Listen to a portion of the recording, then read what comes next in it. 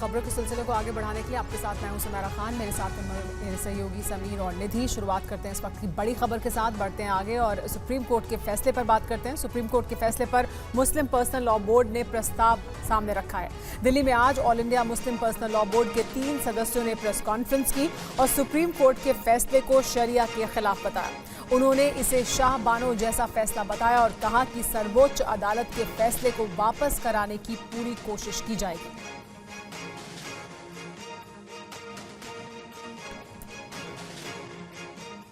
और वहीं उत्तराखंड यूसीसी पर all India Muslim personal law board ने कहा है कि यूसीसी पर केंद्र या राज्य सरकार को कोई फैसला लेने से बचना चाहिए, इससे लोगों को परेशानी होगी। बोर्ड के सदस्यों ने उत्तराखंड सरकार के फैसले को चैलेंज करने की भी बात कही है।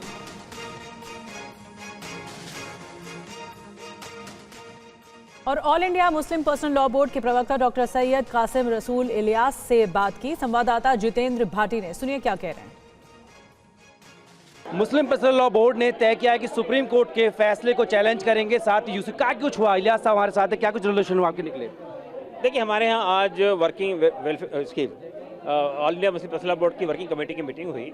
उसमें हमने पूरे चीज़ों पर विस्तार से बात की है और उसके बाद 6 रेजोल्यूशन मंजूर किए। पहला रेजोल्यूशन जो है वो सुप्रीम कोर्ट का जो रिसेंट जजमेंट है मेंटेनेंस के सिलसिले में, उस पर हमें बात की है। हमारा मानना ये कि जजमेंट न सिर्फ ये कि कानून शरीयत के ख़िलाफ़ है, बल्कि ये जजमेंट जो है वो हम समझते हैं कि महिलाओं के भी ख़िलाफ़ है। इसकी वजह ये है, हमारा मानना ये कि अगर किसी शख्स को जिसने अपनी बीवी को डाइवर्स दे दिया है, तलाक दे दिया है, अगर उसी पर जिम्मेदारी है कि वो ज़िंदगी भर उसको मेंटेनेंस देता रहेगा, तो वो तलाक क्यों देगा? और तलाक नहीं देगा तो ज़िंदगी उसकी जहन्नुम बन जाएगी। लेकिन जो महिला बेसहारा हो जाए, जो तलाक नहीं देना चाहते, उसे शौहर तलाक दे दे, वो गुजारा बत्ते के लिए कहाँ जाएगी वो? देखिए, पहली बात तो ये है कि ये समझना कि जो महिला तलाक के बाद बेसहारा हो जाती है, ये बात किस तरह आप कहते हैं? वो महिला किसी ख़ानदान से आती है ना, उसके बाप हैं, उसके भाई हैं, उसकी बहनें हैं, फिर अगर वो उसकी औलाद है तो वो उसकी औलाद है, तो औलाद पर जिम्मेदारी होती है कि अपनी माँ की, अपने बाप की को जिम्मेदारी ले। और तीसरी बात ये कि खुद 1986 के कानून में ये कहा गया कि जिसका कोई नहीं है उसके लिए वक्फ बोर्ड की तरफ से प्रोविजन पैदा किया जाएगा। तो आपके रिव्यू के लिए कोर्ट जाने वाले हैं? देखिए, ये बात अभी हमारी वर्किंग कमेटी के लीगल कमेटी के हवाले की गई कि इसमें क्या क्या ऑप्शन अवेलेबल है हमारे पास में। एक तो रिव्यू पिटीशन भी हो सकता है, लेकिन हमारे पास में जो संवैधानिक रास्ते हैं उन सबको भी हम इस्तेमाल करेंगे। उत्तराखंड की यूसीसी को लेकर आपने कहा कि उसी मुखालफत करते हैं। देखिए, पहली बात तो मैं ये बात कह रहा हूँ कि हमारा देश एक मल्टी रिलीजियस मल्टी कल्चरल देश है। यहाँ डाइवर्सिटी को हम अप्रिशिएट करते हैं, उसको इनकरेज करते हैं। तो डाइवर्सिटी को ख़त्म करने की जो भी कोशिश है हम उसका विरोध करते हैं। ये हमारे देश के अंदर हर मज़हब के मानने वाले को अपने मज़हब पर चलने की का फंडामेंटल राइट है आर्टिकल 25 में। तो अगर आप चोर दरवाजे से वो राइट खींच रहे हैं तो ये गलत है। और हम उत्तराखंड के यूसीसी को, जो कि यूसीसी जो बनाया गया वो भी वैसा भी गलत है, उसका कोई फ़ायदा नहीं है, हम उसको चैलेंज करेंगे। All India Muslim personal law board के एग्जीक्यूटिव मेंबर मुनीसा ने भी सुप्रीम कोर्ट के फैसले का गलत बताया। क्या कहा उन्होंने, उनसे बात की संवाददाता जितेंद्र भाटी ने। मेरे साथ में वर्किंग कमेटी के सदस्य हैं मुनीसा जी। बताइए, आपको क्यों लगता है शरीयत और महिलाओं के खिलाफ है? नहीं, मैं इस्लामी शरीयत में औरत का मेंटेनेंस तलाक के बाद 3 महीने तक है। 3 महीने तक जब उसका इद्दत पीरियड रहेगा, जब वो दोबारा शादी नहीं कर सकती, तब तक 3 महीने तक उसको रुके रहना है। तब तक उसका मेंटेनेंस जो है उसका एक्स हस्बैंड प्रोवाइड करेगा। लेकिन जब 3 महीने का पीरियड यानी इद्दत गुजर जाती है तो उसके बाद उसका मेंटेनेंस जो है वो अपने एक्स हस्बैंड से नहीं ले सकती। उससे उसके सारे रिलेशंस ख़त्म हो गए, दोनों की ड्यूटीज़ एक दूसरे के ऊपर ख़त्म हो गई, दोनों के राइट्स भी ख़त्म हो गए। No rights, no duties, this is justice.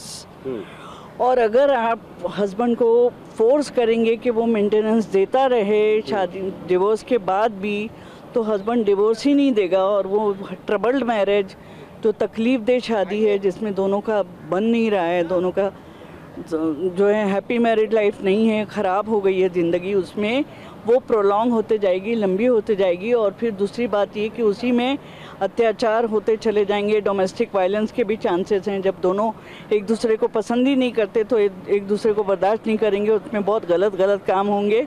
और मेंटेनेंस देने के लिए मजबूर करना सही नहीं है। औरत को चाहिए कि वो दूसरी शादी करे डिवोर्स के बाद और अपने हस्बैंड के साथ खुश रहे। अगर ऐसा नहीं होता तो अपने भाइयों से, अपने बाप से, एक औरत का गुजारा ही का सवाल है, लेकिन औरत का मेंटेनेंस जो है वो बाप हस्बैंड को नहीं देना है, क्योंकि उसका उससे रिलेशन ख़त्म हो गया, वो लेना हराम।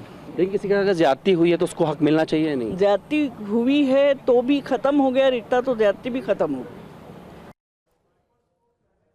जितेंद्र, जो ये बैठक हुई उसमें चर्चा हुई होगी, तो महिलाओं के पॉइंट ऑफ व्यू से वो महिलाएं जो त्रस्त हैं, जो परेशान हैं, जो कोर्ट का रुख करती हैं, जो खुश हैं इस तरह के फैसले से, उनका पक्ष भी वहां रखा गया या सिर्फ पुरुषों के पक्ष की बात हुई कि उनको भत्ता देना पड़ेगा और उनके लिए कितनी बड़ी मुसीबत होगी?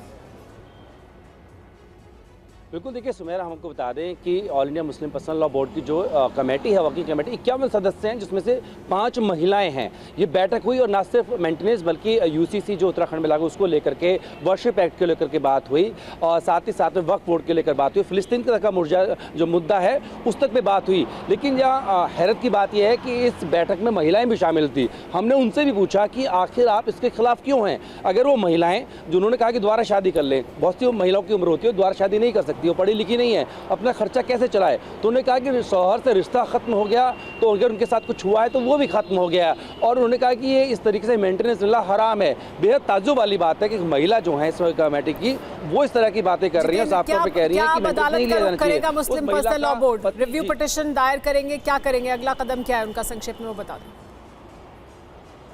बिल्कुल, देखिए कोर्ट का ही रुख करेंगे। साफ तौर पे कहा कि संविधान में जो भी विकल्प मौजूद हैं तमाम विकल्पों का इस्तेमाल किया जाएगा, लेकिन साफ तौर पर सुप्रीम कोर्ट के इस अहम फैसले की मुखालफत जो है वो मुस्लिम पर्सनल लॉ बोर्ड करने जा रहा है और ये उन्होंने स्पष्ट कर दिया है और जल्द ही इसको लेकर के आगे कानूनी कार्रवाई की जाएगी। जी चलिए, बहुत शुक्रिया जितेंद्र आपका इस ताज़ा जानकारी और अपडेट के लिए। खबरों में आगे बढ़ेंगे। लखनऊ में आज यूपी बीजेपी कार्य समिति की बैठक में लोकसभा चुनाव के नतीजों पर मंथन हुआ, तो 2027 के यूपी विधानसभा पर भी रणनीति बनाई गई। देखिए पूरी खबर। यूपी बीजेपी कार्य समिति की बैठक में कांग्रेस और समाजवादी पार्टी दोनों को निशाने पर लिया गया और 2027 के लिए रणनीति तैयार की गई। यूपी में बीजेपी अब यादव मतदाताओं को जोड़ने के लिए मथुरा वृंदावन पर काम करेगी।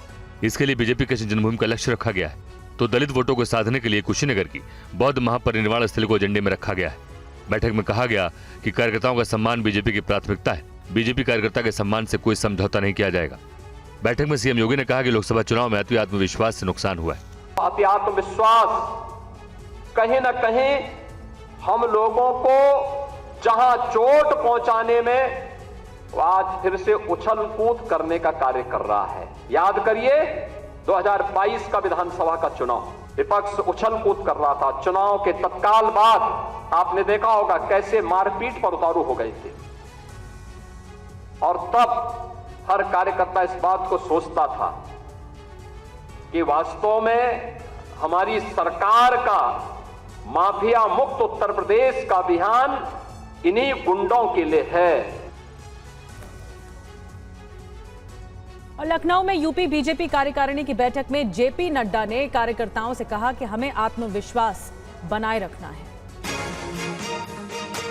बड़ी बात बता दें जो जेपी नड्डा ने कही है, देश में ज्यादातर पार्टियां परिवारवादी हैं। जेपी नड्डा की ओर से कहा गया, बीजेपी में आंतरिक लोकतंत्र है, हमारे कंधों पर कोई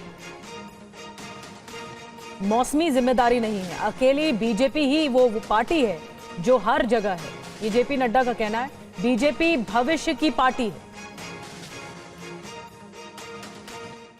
हम अपनी जिम्मेवारियों के बारे में जब बात करते हैं तो हमें ध्यान में रहे कि भारतीय जनता पार्टी भविष्य की पार्टी है।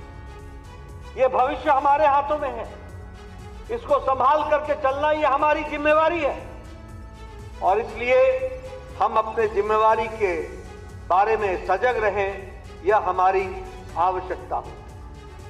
ये अकेली भारतीय जनता पार्टी है जो पैन इंडिया पार्टी है, अखिल भारतीय पार्टी है, हर जगह है, पूर्व में, पश्चिम में, उत्तर में, दक्षिण में, पूर्वोत्तर में। अगर कोई पार्टी है तो अकेली भारतीय जनता पार्टी है।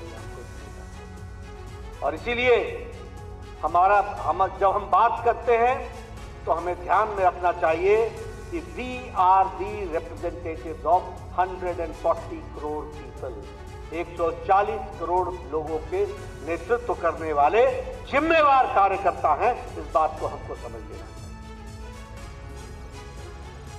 इससे पहले लखनऊ में यूपी बीजेपी कार्य समिति की बैठक में राजनीतिक प्रस्ताव पेश किया गया। विपक्ष के फैलाए भ्रम को लोकसभा चुनाव में नुकसान की वजह बताया गया। देखिए पूरी खबर।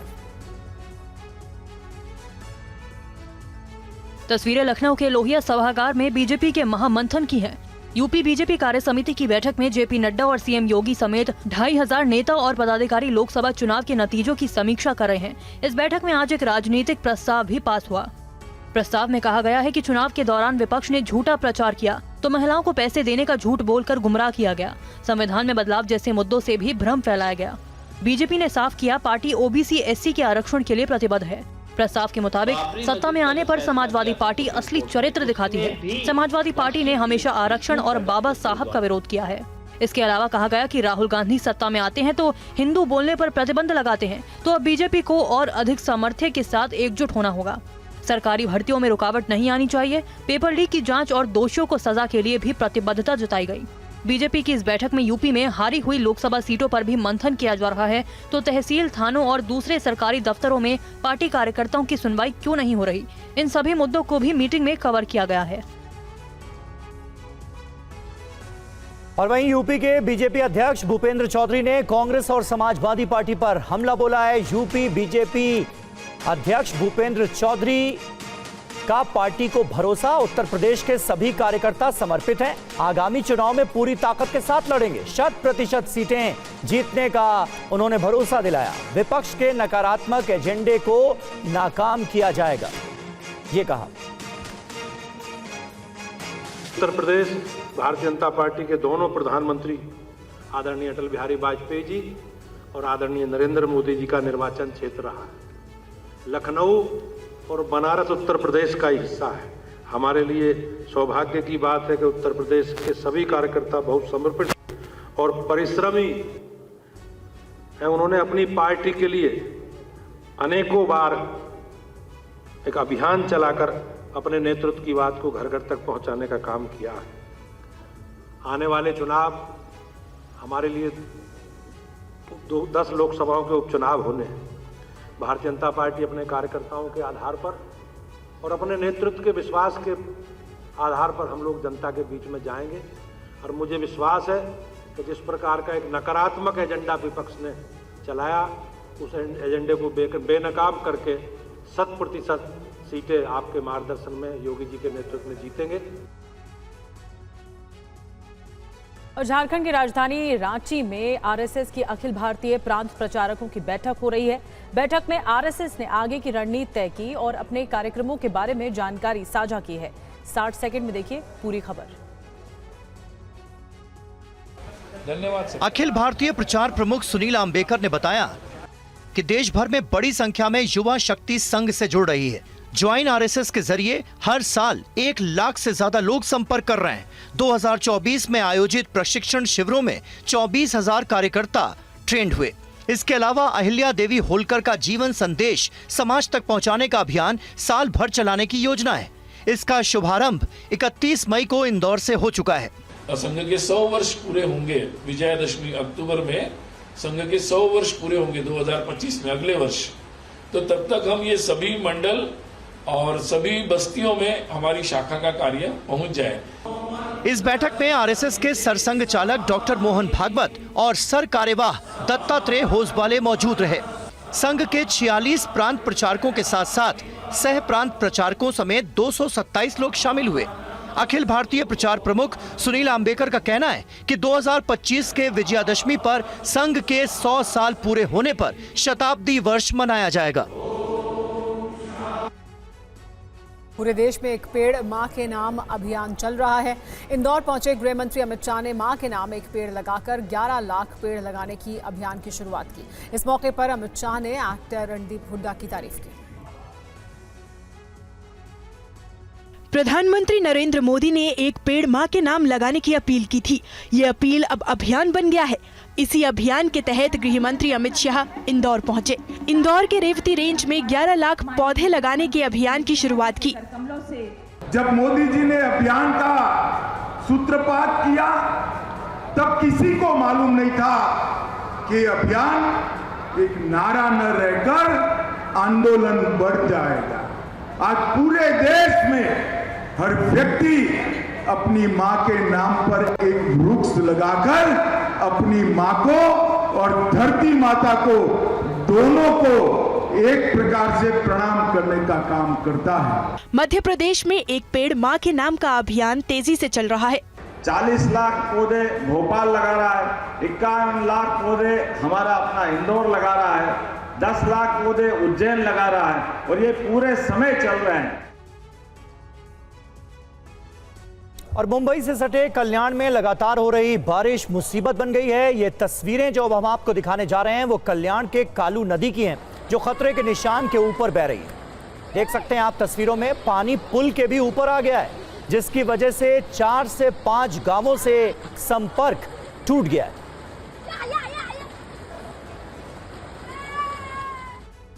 और अब हम आपको एक और तस्वीर दिखाने जा रहे हैं। ठाणे से सटे उल्लासनगर की तस्वीर होगी ये, जहां पीडब्ल्यूडी ने पातनी पुल को पूरी तरह बंद कर दिया है। नदी जो है खतरे के निशान के ऊपर है। सावधानी के चलते ये फैसला लिया गया। आप देख पा रहे हैं कैसे पुलिस की गाड़ी और अधिकारी पुल के पास खड़े हैं ताकि कोई भी व्यक्ति इस पुल से ना जाने पाए।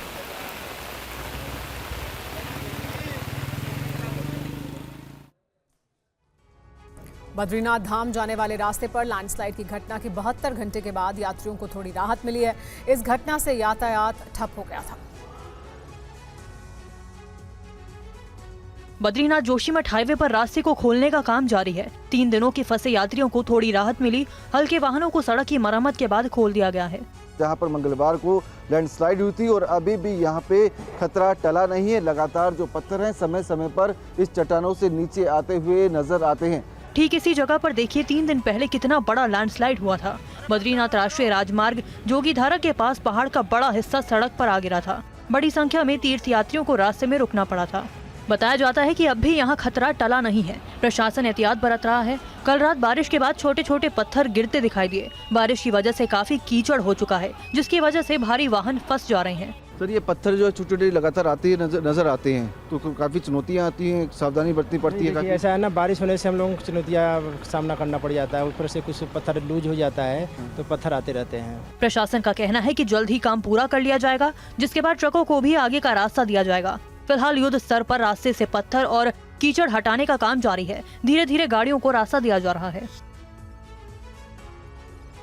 और उत्तराखंड के जोशीमठ लैंडस्लाइड की वजह से लंबा जाम लग गया है। रोड के दोनों तरफ वाहनों की लंबी कतारें नजर आ रही हैं। जोशीमठ में कई किलोमीटर तक जाम लगा हुआ है। ये देखिए तस्वीरें उत्तराखंड के जोशीमठ से जो सामने आ रही हैं, वो बता रही हैं कि इस वक्त कितना लंबा जाम लगा हुआ है। बीआरओ सड़क को साफ करने में फिलहाल जुटा हुआ है।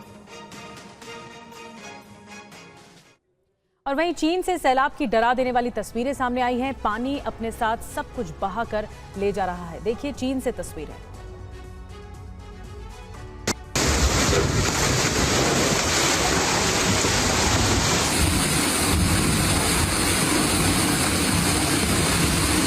सैलाब के रौद्र रूप की ये तस्वीरें चीन से सामने आई हैं, जिनमें दिख रहा है कि पानी अपने साथ सब कुछ बहा ले जाने पर आमादा है।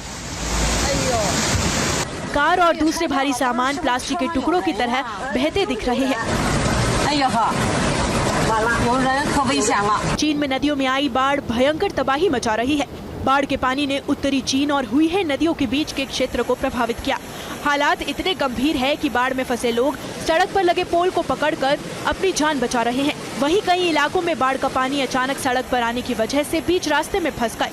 चोंगकिंग में रिकॉर्ड बारिश में 1 दर्जन जिलों और काउंटी में बाढ़ आई हुई है। चीन में भारी बारिश और बाढ़ से अब तक 6 लोगों की मौत हो चुकी है, जिसके बाद 3 गार्जेस डैम अलर्ट है। चीन में 29 नदियों में जलस्तर बढ़ा हुआ है। हालात से निपटने के लिए डैम के गेट खोल दिए गए हैं।